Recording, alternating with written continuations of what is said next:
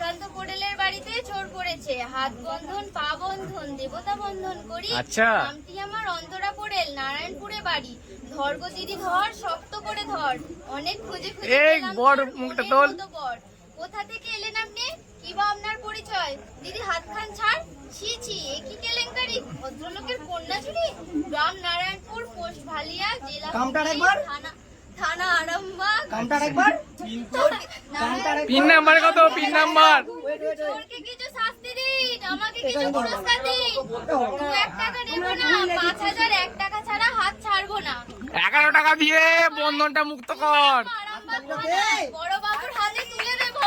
একদম একদম চলো চলো চলো চলো।